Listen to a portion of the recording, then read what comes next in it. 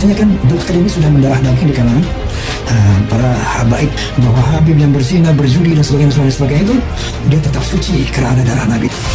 Juga nggak ada tuh yang tadi bilang ada Habib ngajarin ke umat kan kalau anaknya tuh bermaksiat nggak apa-apa, diaminkan aja terus dituduh katanya ini doktrin udah mendarah daging di keluarga habaib.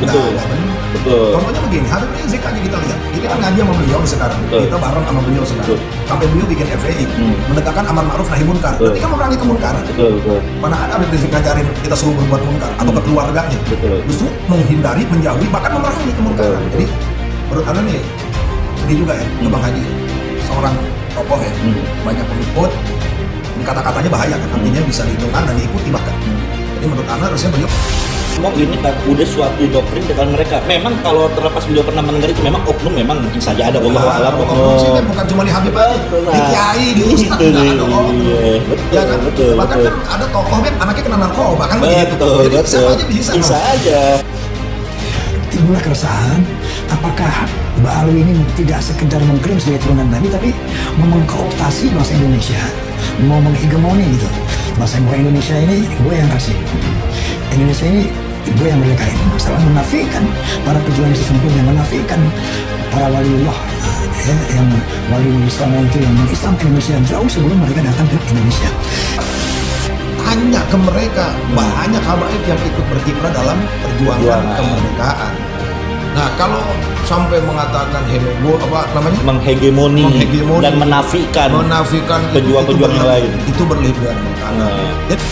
Lebih nambah lagi kecurigaan umat ini, dia tidak mau tes DNA karena takut ketahuan aslinya. Sementara secara internasional, Bang Haji itu sesalkan mereka ini takut ketahuan aslinya, tidak mau di tes DNA. Harusnya tanya sama Pakar Figi, tanya sama Robito, ya kan, kenapa tuh tes DNA itu tidak menjadi salah satu acuan. Dan semoga Allah Subhanahu wa ta'ala menghancurkan sehancur-hancurnya para pelaku pembantaian 6 syuhada pengawal kami dan yang memerintahkannya, serta para aktor intelektualnya juga yang merestuinya, dan semua yang terlibat dalam pembantaian sadis dan brutal tersebut secara langsung maupun tidak langsung. Allahumma dammirhum tadmira waqtulhum badada wala tughadir minhum ahada ya qawi ya matin ya muntaqim, amin ya rabbal alamin.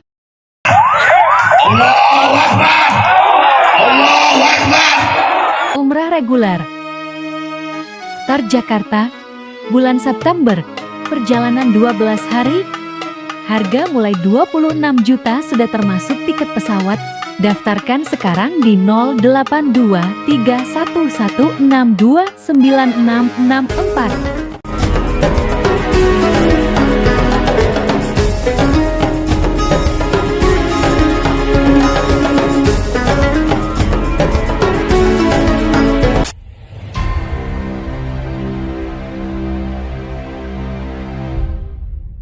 Assalamualaikum warahmatullahi wabarakatuh. Waalaikumsalam warahmatullahi wabarakatuh.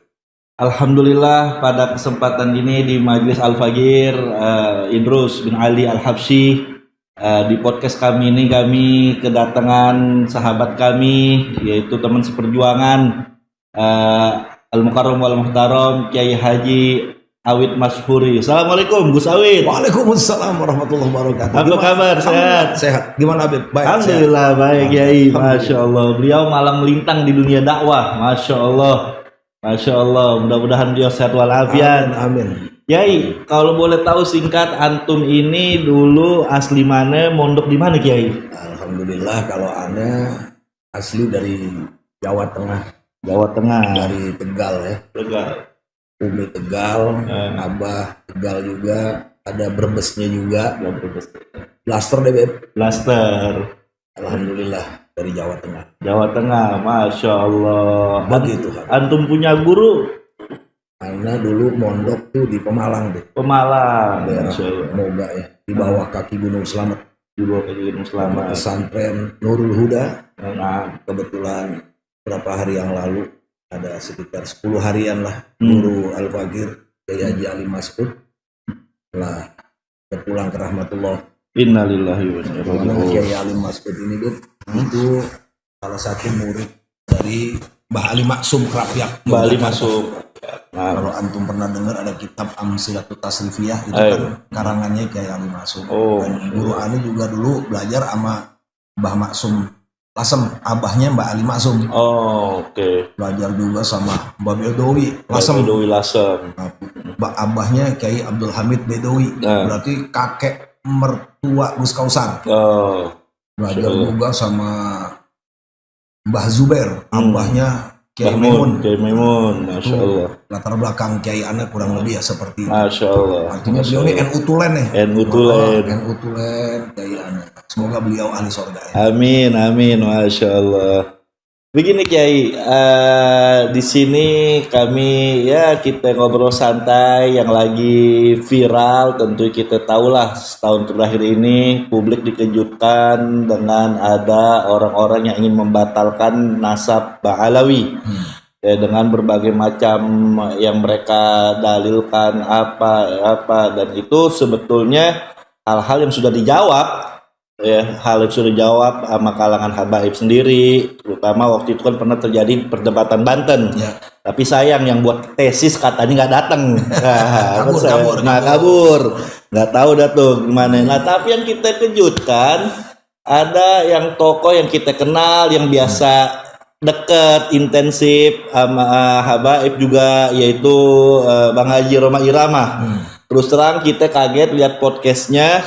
Ya, terlepas mungkin maksud dia apa, tapi beliau ini menanggap berbicara masalah konteks ini, dan di podcastnya juga mengundang dari orang-orang yang mendukung Imanuddin ini, tapi mendukung orang-orang yang mendukung Imanuddin mereka undang. Tapi yang kita sesalkan kenapa beliau tidak bicara tabayun atau mengundang buat perbandingan. Nah, di antaranya Kiai yang kita catat poin-poinnya, Bang Haji ngomong seperti ini. Ya, bahwasanya beliau katanya pernah mendengar ada Habib pidato dulu beberapa puluh tahun yang lalu, ada anak Habib berjudi atau berzina, ya udah jangan kata apa-apa, biarin aja.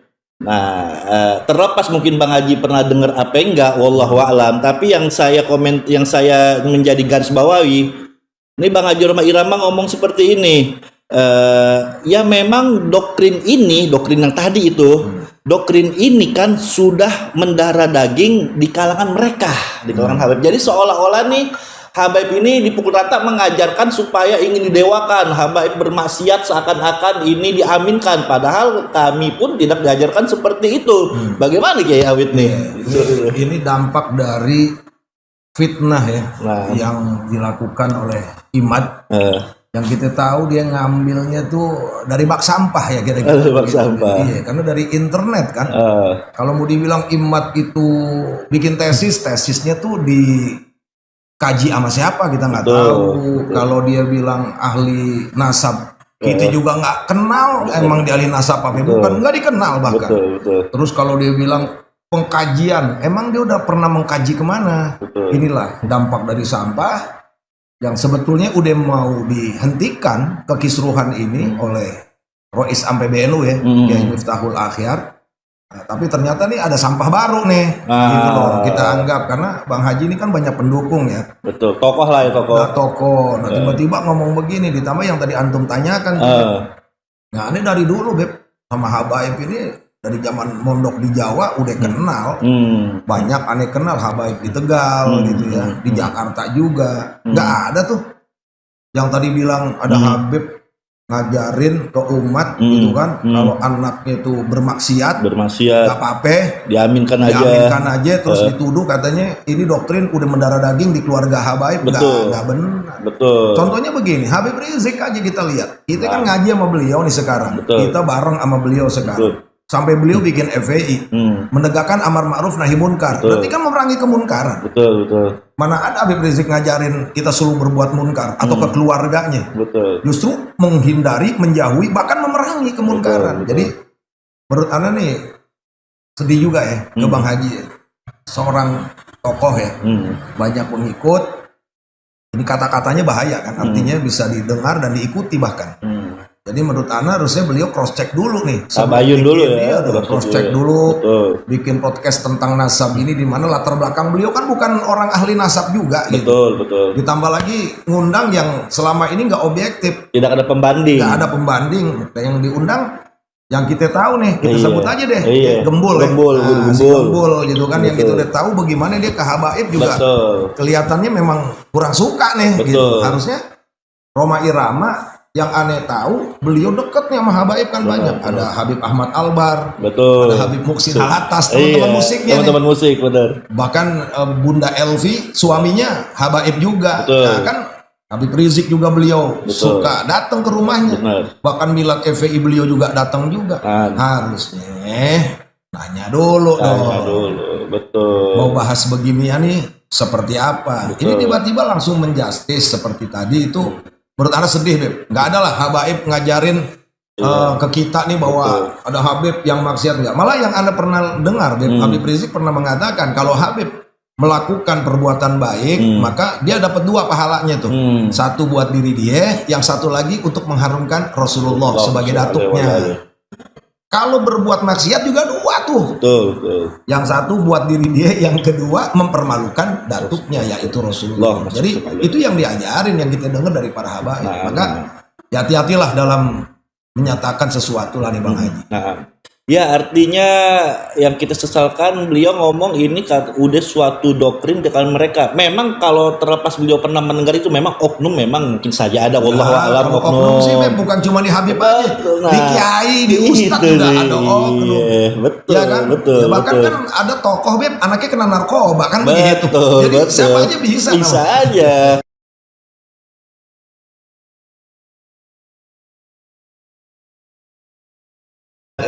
Iya makanya kami pun dari diajarin sama orang tua kami, bahkan Imamul Haddad pernah mengatakan kata Imam Haddad, Habibullah bin Al-Haddad, sungguh mengherankan seseorang dapat terkelabui oleh nasab mulia semata-mata yang tidak diikuti dengan nilai-nilai luhur.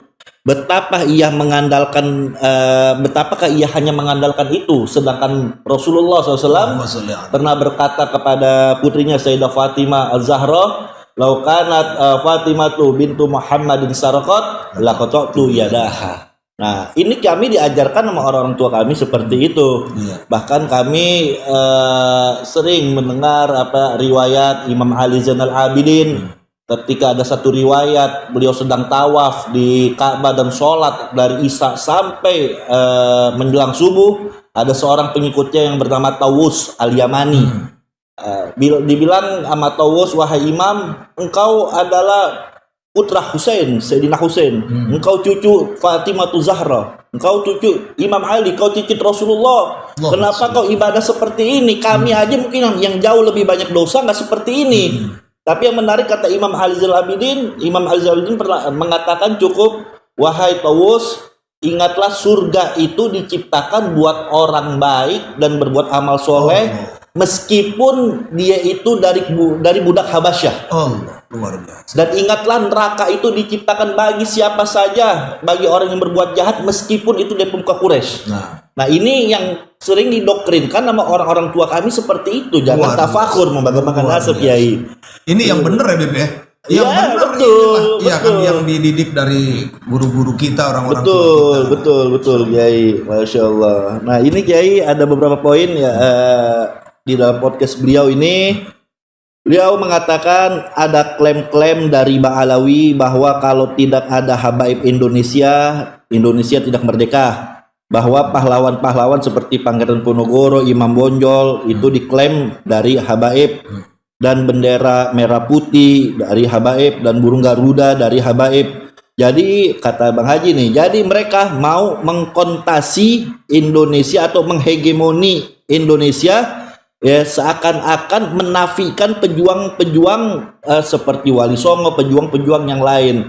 Nah ini kan kata-kata seakan-akan menafikan. Padahal itu kan maksudnya nggak seperti itu. Mungkin ada orang habaib yang menyampaikan itu ya salah data, oknum seperti itu. Bagaimana menyikapi ini, Kiai? Ya, kalau menurut Anda sih begini, Beb. Mungkin kalau ada habaib sedang bercerita ya tentang peran. Habib misalnya Husain Al-Mutahhar. Betul. yang beliau menciptakan lagu 17 Agustus. Nah, berarti kan ada peran tuh dalam kemerdekaan. Dan Paskibra, Paskibra juga, lalu kemudian lambang Garuda, Sultan Hamid Al-Gadri berkiprah dalam perjuangan kemerdekaan. Nah, kalau sampai mengatakan menghegemoni dan menafikan pejuang-pejuang yang lain, itu berlebihan menurut Anda. Jadi silakan aja dari suku manapun yang di Indonesia dulu pernah berkiprah kemerdekaan, dia ceritakan saja dari Jawa misalkan siapa. Nah, ini Habib lagi cerita bahwa Habib pun cinta NKRI sebetulnya, ikut berjuang untuk memerdekakan kesatuan Republik Indonesia. Bukan untuk menghegemoni atau menafikan. Ada Habib A, Habib B, ikut berjuang dalam kemerdekaan. Nah, dari pejuang Sunda misalkan. Silakan aja ceritakan siapa. Pejuang Jawa, pejuang Maluku, pejuang Aceh, silakan. Ini Habib lagi cerita itu jangan langsung dijustifikasi. Jangan. Ini Bang Haji terlalu ini. Seperti itu. Lagu sungguh terlalu. Ya betul ya, Masya Allah. Gali dulu lah sejarah yang luas lah Bang Haji ya. Masya Allah. Udah ini zaman udah begini, jangan sampai nambah-nambah akaru-karuan Bang Haji. Padahal mereka ya kan boleh-boleh lagi bercerita, ada Habib yang berperan juga. Ya, lagi cerita. Siapa aja kan bisa berperan zaman kemerdekaan. Ini Habib lagi bangga dengan sosok Habib di zaman itu yang ikut berjasa dalam kemerdekaan negara kesatuan Republik Indonesia. Bahkan Anda juga dengar tuh Habib Ali Al-Habsyi Kuitang. Itu pada saat kemerdekaan menyerukan kepada masyarakat untuk mengibarkan bendera merah putih pada waktu proklamasi. Itu kan salah satu daripada perhatian dan ikut andil dalam kemerdekaan.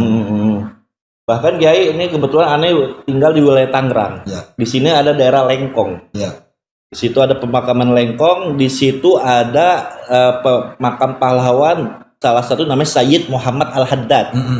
Nah, Sayyid Muhammad Al-Haddad ini gugur pada tahun 1944 lagi bertempur mengambil senjata Jepang. Itu Al-Haddad kan Sayyid. Betul. Nah, siapa itu Sayyid Muhammad Al-Haddad? Dia ini termasuk anggota taruna militer, anak buah dari Dan Bonggot yang sekarang namanya nama jalan. Ya, artinya kan itu kan ada andil. Nah, gitu, cuman yang bahaya dari kata-kata menafikan perjuangan ini seolah-olah kan mau dibenturkan. Jangan dong Bang Haji. Bang Haji kan udah bikin lagu adu domba. Jangan sampai mengadu domba nih. Memperkeruh. Masya Allah, padahal udah nggak ada salahnya kan kita yang tadi antum bilang mungkin dari Kalimantan, Jawa mereka ada pahlawan-pahlawannya. Banyak dan itu udah kita kenal secara luas. Pahlawan dari Maluku, Patimura misalnya. Silakan, ini Habaib kan lagi cerita tentang dulu kiprah para Habaib juga ada dalam kemerdekaan Indonesia. Bahkan dalam sejarah yang Al-Fagir baca ketika Indonesia merdeka sampai diberikan sampai negara-negara Arab, Palestina, Mesir dan lain-lain itu mendengar dan mengakui mengasih selamat Indonesia merdeka. Itu atas salah satu jasa seorang Sayyid bernama Sayyid As'ad Sa'ab. Sayyid As'ad bin Syahab, dia seorang juru tulis dan dia memberitahu karena beliau ini tinggalnya banyak di Timur Tengah. Indonesia telah merdeka dan banyak nulis buku tentang kemerdekaan Indonesia. Sayyid As'ad Sa'ab. Dan yang menarik, Sayyid As'ad Sa'ab ini diberikan penghargaan pada tanggal 1 Mei tahun 48 oleh Menteri Penerangan waktu itu Pak Nasir. Nah, itu kan artinya kan ada andil kan gitu. Ada andil. Artinya lagi cerita andil aja. Cuman yang tadi ngeriin tadi menafikan perjuangan Wali Songo itu bahaya lah. Itu bahaya Bang Haji. Itu adu domba nanti jatuhnya ya. Betul. Artinya banyak pihak yang ikut meraih daripada kemerdekaan. Dan sudahlah, itu jasa mereka. Semoga dapat amal di sisi Allah. Bahkan tokoh-tokoh kita banyak saling, yang Al-Fagir tahu, banyak saling bekerja sama dalam peranan kemerdekaan. Contoh Jamiatul Khair, organisasi pendidikan Islam pertama di Indonesia. Tahun 1901. Dibangun oleh para sayyid-sayyid, para habaib. Yang menarik, mereka kerjasama di dalam Jamiatul Khair itu ada Kiai Haji Ahmad Dahlan. Dan Muhammadiyah. Ada host Cokro Aminoto. Host Ya, artinya nggak ada masalah sama tokoh ini, syarikat Islam, Kiai. Ya memang dulu mesra, Beb. Habaib memakai mesra ini gara-gara ada sampah iman. Akhirnya sekelas Roma Iram aja terhasut. Masyaallah. Wal iyadu billah. Mudah-mudahan kita semua dapat taufik hidayah. Nah, yang ini Kiai, yang kita jadi sorotan mungkin yang terakhir ini ya Bang Haji ngomong seperti ini. Ketika mereka, maksudnya Bang Alawi, tes DNA, mereka menolak, tidak mau tes DNA karena takut ketahuan aslinya. Nah, kalimat karena ketahuan aslinya. Nah, ini seakan-akan kayaknya saya nggak tahu Bang Haji ngomong seperti ini dapat info dari mana. Harusnya tanya kenapa, apakah tes DNA itu dijadikan acuan untuk mengisbatkan nasab. Ya, saya bukan orang ahli genetik, bukan. Tapi saya bicara, yang saya tahu dari pernah ada majma' fikhiyah, yaitu perkumpulan ahli-ahli fikih.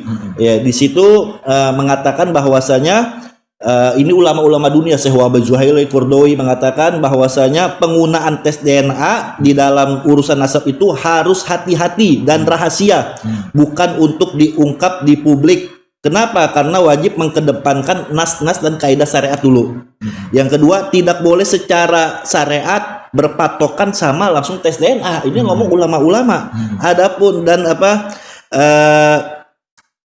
Adapun tes DNA itu boleh digunakan kalau mungkin ada ketemu bayi di jalan atau bayi ketukar di rumah sakit. Nah, saya bukan ahli sains, tapi saya bukan ahli saintik, tes DNA apa itu pernah dijawab sama Robito. Nah, intinya kok kata-kata Bang Haji kita sesalkan mereka ini takut ketahuan aslinya, tidak mau dites DNA. Harusnya tanya sama pakar fikih, tanya sama Robito, ya kan, kenapa tuh tes DNA itu tidak menjadi salah satu acuan. Bahkan dengan gamblangnya Bang Haji ngomong seperti ini yang kami tukil, bahwasanya tes DNA itu adalah jawaban yang ilmiah menurut ahli-ahli nasab sedunia. Ahli nasab yang aneh. Ya, ini memang unik juga gitu.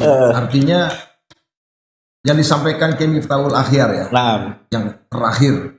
Bahwa tidak ada gitu satu ulama pun yang membatalkan nasab daripada Ba'alawi yang bersambung ke Rasulullah. Itu udah cukup sebetulnya, bahwa Ba'alawi ini nasabnya tersambung kepada sudah masyhur lah ya. Sudah masyhur.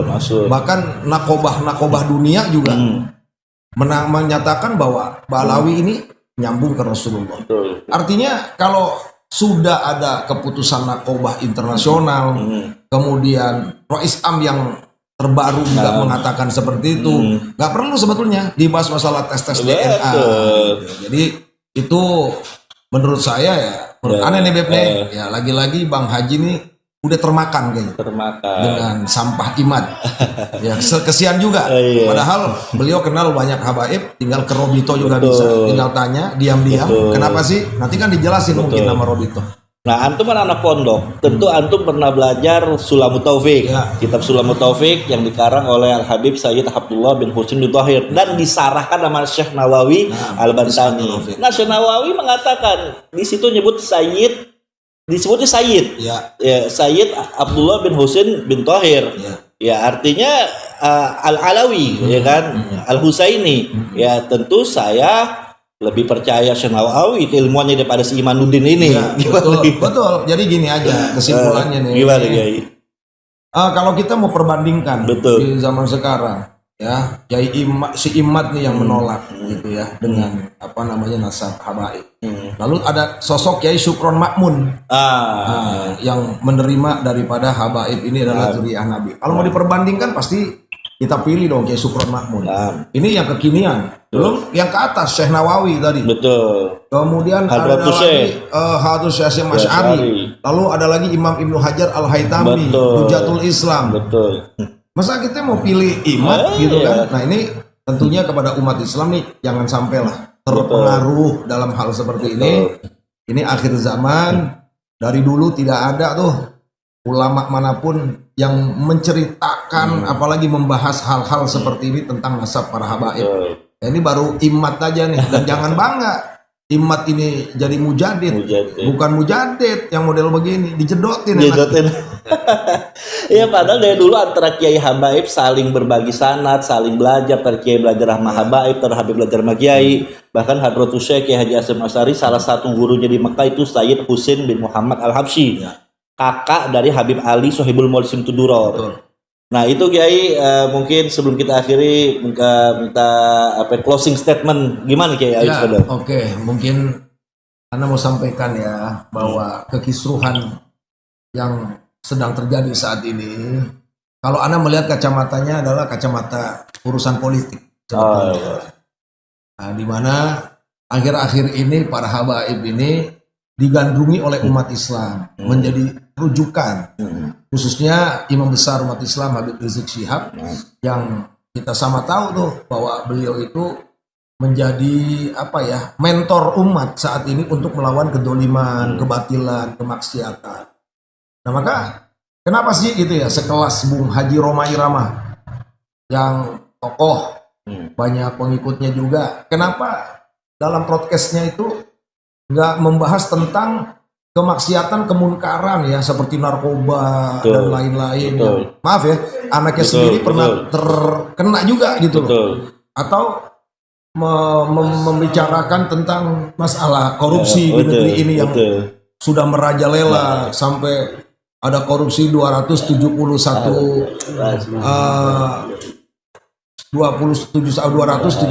triliun, dan mungkin ada korupsi-korupsi yang lainnya lagi gitu. Jadi kenapa nggak mikirin itu?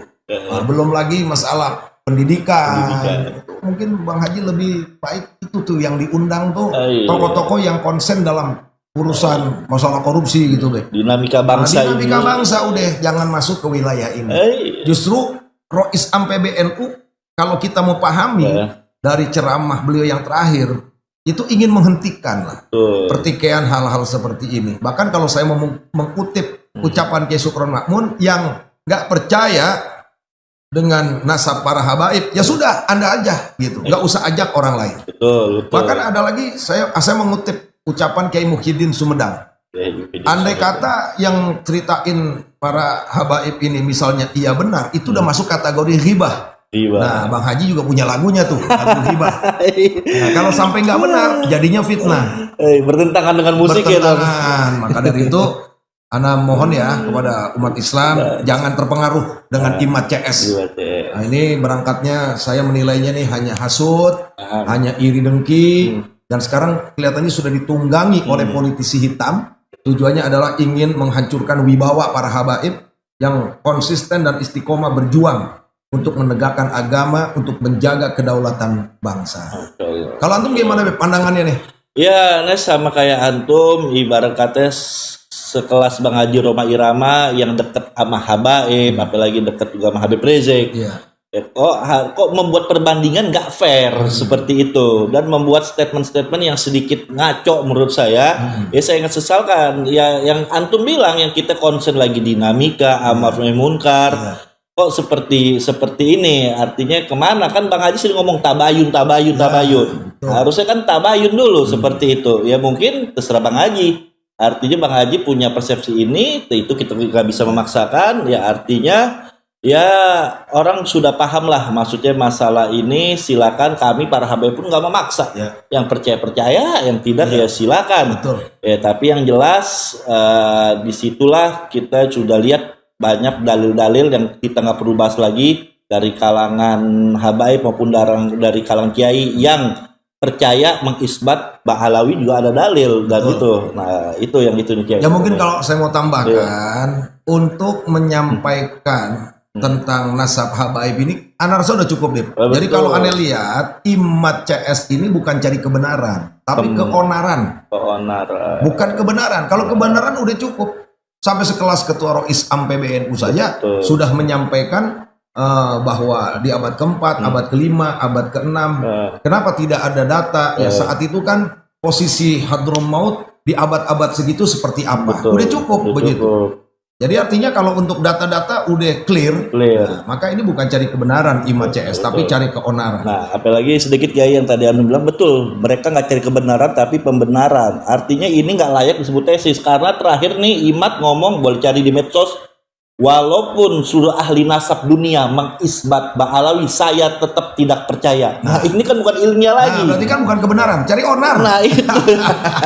Maaf Kiai. Ya khair, jazakallah khair Kiai, mudah-mudahan sehat walafiat, tetap berjuang jaga Allah Subhanahu wa taala biar manfaat. Assalamualaikum warahmatullahi wabarakatuh. Umrah reguler Tar Jakarta, bulan September, perjalanan 12 hari, harga mulai 26 juta sudah termasuk tiket pesawat. Daftarkan sekarang di 082311629664.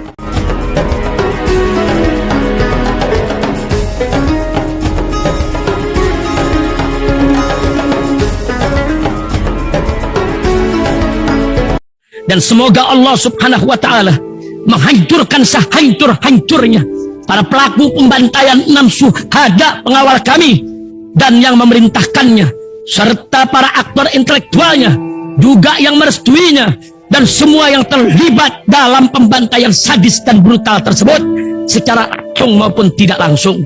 Allahumma dammirhum tadmira waqtulhum badada wala tughadir minhum ahada ya qawi ya matin ya muntaqim amin ya rabbal alamin.